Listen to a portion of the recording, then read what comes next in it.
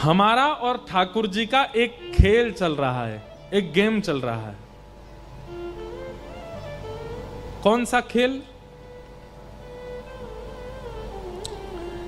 बचपन में एक खेल खेला था हम लोगों ने,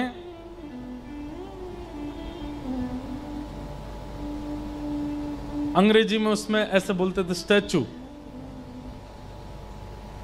एक बालक कोई 10 तक गिनती गिनता था, 1 2 3 4 10 जैसे ही होते थे, और पीछे मुड़ के देखता तो 5-6 बालक जो हैं वो अलग अलग मुद्राएं धारण कर लेते थे। और फिर वो जो बालक गिनती गिन रहा था उसका टास्क क्या होता है, जितने मूर्ति बन के खड़े हैं इनको बिना छुए अपनी बातों से, अपनी क्रिया से, अपनी हरकतों से इनको हंसा के दिखाओ, इनको बुलवा के दिखाओ, इनके हाथ पैर हिला के दिखाओ, और जो जो हिलता जाता था वो आउट होते जाते थे। एक बात कह दें, अन्यथा मत लीजिएगा, इस खेल में हम लोग हार रहे हैं ठाकुर जी जिस तरह, क्योंकि ठाकुर जी आउट हो ही नहीं रहे हैं, ऐसे ही खड़े हैं पिछले 500 साल से। नाथ द्वार चले जाओ, वहां पे ऐसे ही खड़े हैं, हम सबके घरों में ऐसे ही बैठे हैं, वृंदावन में ऐसे ही खड़े हैं।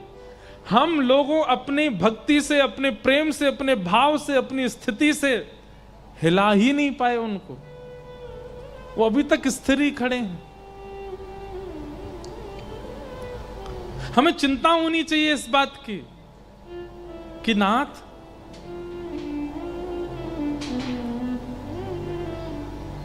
हमारा प्रेम ऐसा नहीं, हमारा भाव ऐसा नहीं कि आप थोड़े से मचल जाओ। ठाकुर जी जैसे वैसे ही रहते हैं, कभी कोई परिवर्तन उनमें नहीं दिखता। क्यों? क्योंकि हमारे विश्वास में कहीं ना कहीं अभी कमी है, हमारे प्रेम में कमी है, हमारी भावनाओं में, हमारी श्रद्धा में कमी है।